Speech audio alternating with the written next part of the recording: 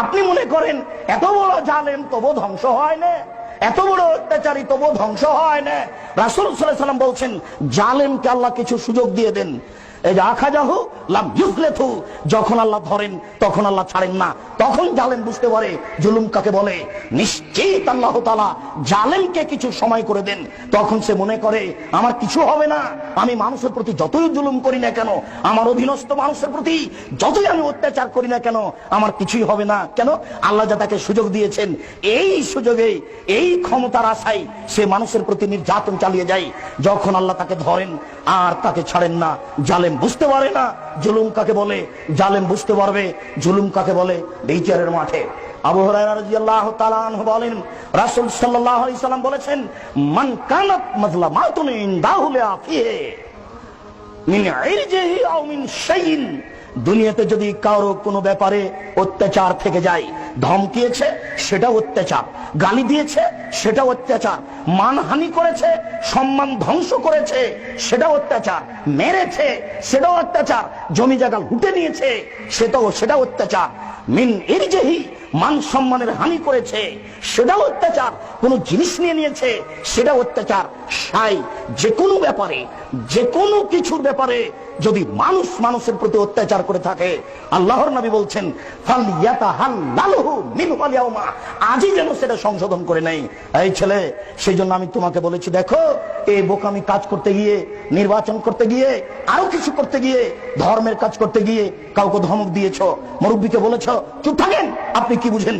এটাও তোমার হয়েছে অত্যাচার, এটাও হয়েছে তোমার নির্যাতন, আজকেই তার কাছে ক্ষমা নিতে হবে। রাসূল সাল্লাল্লাহু আলাইহি ওয়াসাল্লাম বলছেন ফালইয়াতাহাল্লালহু মিনহু আল-ইয়াওমা, আজকেই সমাধান নিতে হবে।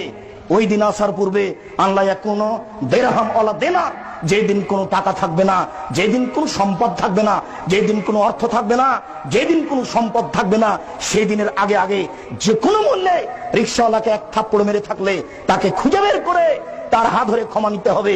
কারো মান সম্মানের হানি করে থাকলে, কাউকে অপদস্থ অপমান করে থাকলে হাতে হাতে এখনই তার হাত ধরে ক্ষমা নিয়ে সেটা পূরণ করে নিতে হবে। কেন?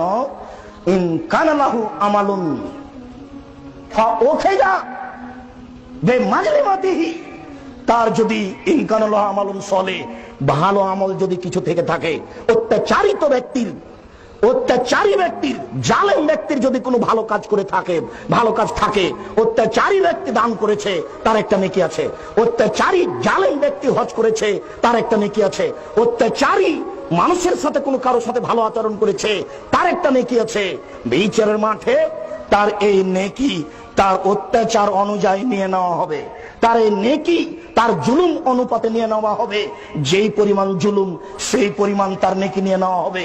ফাইলাম তাকুন লাহু হাসানা, তার যদি নেকি না থাকে, তার যদি ভালো আমল না থাকে, এই জালেমের যদি নেকি না থাকে, এই অত্যাচারীর যদি নেকি না থাকে, তাহলে রাসূল সাল্লাল্লাহু আলাইহি ওয়াসাল্লাম বলেন ওখে যা মিন সামিন হাসানাতে সাহেবেহি, তাহলে যার প্রতি অত্যাচার করেছে তাকে তার নেকি তার পাপ নিয়ে নেওয়া হবে। তাহলে মিন সাইয়াতে সাহেবেহি, যার প্রতি অত্যাচার করেছে তার পাপ নিয়ে এর উপরে চাপিয়ে দেওয়া হবে। ফাহুমিলা আলাইহি, এর উপরে চাপিয়ে দেওয়া হবে। যার প্রতি অত্যাচার করেছে ওই ব্যক্তির পাপ নিয়ে এর উপরে চাপিয়ে দেওয়া হবে। জালেম হবে বড় পাপী আর মাজলুম হবে নিষ্পাপ। জালেম হবে বড় পাপী, মাজলুম হবে নিষ্পাপ। আবু হুরায়রা রাদিয়াল্লাহু তাআলা আনহু বলেন, রাসূল সাল্লাল্লাহু আলাইহি সাল্লাম বললেন, হাল তাদরুনা মাল মুফলিস, সঙ্গী সাথী বলতে পারো নিঃস্ব কাকে বলে? সঙ্গী সাথী বলতে পারো? আল্লাহ নবী বলছেন সঙ্গী সাথী বলতে পারো নিঃস্ব কাকে বলে? আল্লাহ নবী বলছেন সঙ্গী সাথী বলতে পারো নিঃস্ব কাকে বলে?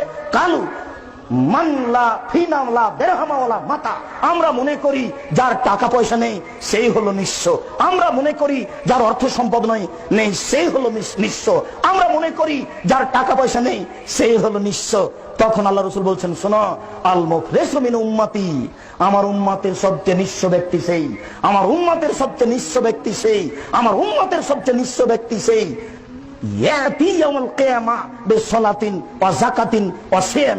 বিচারের মাঠে আসবে আমার সেই উম্মত, সালাত নিয়ে, যাকাত নিয়ে, দান নিয়ে সেই ব্যক্তি উপস্থিত হবে বিচারের মাঠে। সালাত নিয়ে, যাকাত নিয়ে, দান নিয়ে উপস্থিত হওয়ার সাথে সাথে আরো কেউ উপস্থিত হবে, কাদ সাতামা হাজা ও আকালা মালা হাজা ও অসাফাকা দামা হাজা অজারাবা হাজা, অনেক নেকি সলাতের, অনেক নেকি দানের, অনেক নেকি জাকাতের, ইতিমধ্যে একজন এসে বলবে এ আমার সম্পদ কেড়ে নিয়েছে, আরেকজন এসে বলবে এ আমার মান সম্মানের হানি করেছে, আরেকজন এসে বলবে এ আমাকে অন্যায় ভাবে মেরেছে, আরেকজন এসে বলবে এ আমার রক্ত প্রবাহিত করেছে। তখন বিচার হবে কিভাবে? ও তো বিচারের মাঠে টাকা নাই যে পরিশোধ করা হবে, ও তো বিচারের মাঠে হাত ধরে ক্ষমা হবে না, হাত ধরে ক্ষমা নেওয়া যাবে না, হাত ধরে ক্ষমা নেওয়ার কোনো পথ নেই, টাকাও দেওয়ার কোনো পথ নেই। রাসূল সাল্লাল্লাহু আলাইহি সাল্লাম বললেন ফাইউতা হাজামিন হাসানাতিহি ওয়া হাজামিন হাসানাতিহি, তার নেকি থেকে একে দেওয়া হবে, একে দেওয়া হবে, একে দেওয়া হবে। রিকশাওয়ালা দাঁড়িয়ে গেছে, অধীনস্থ নেতার অধীনে যারা আছে তারা দাঁড়িয়ে গেছে, যার জমি দখল করে নেওয়া হয়েছে সে দাঁড়িয়ে গেছে, সব তো এখন উপস্থিত। কিভাবে দেওয়া হবে? ফাইউতাহাজা ও ফাইউতাহাজা, তাকে দেওয়া হবে এই নেকি, তাকে দেওয়া হবে এই নেকি, তাকে দেওয়া হবে এই নেকি, হাত্তা লাইফ জামা আলাইহে।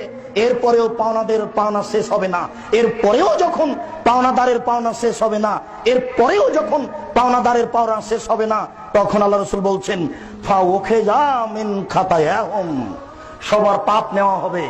যত মানুষ দাঁড়িয়ে গেছে সবার পাপ নেওয়া হবে। ফা তরিহাত আলাইহি ওয়া তরিহা ফিন্নারে, সব পাপগুলি এই জালেমের উপরে চাপিয়ে দেওয়া হবে। এরপরে জালেমকে জাহান্নামে নিক্ষেপ করা হবে। জালেম নেতা জানে না এই জুলুম নেতৃত্ব কাকে বলে, জালেম ব্যক্তি জানে না এই জুলুম কাকে বলে। বিচারের মাঠে যখন নেকি দিয়ে বুঝিয়ে দেওয়া হবে, বিচারের মাঠে যখন পাপ নিয়ে হিসাব নিকাশ করা হবে, সেদিন বুঝতে পারবে জুলুম কাকে বলে।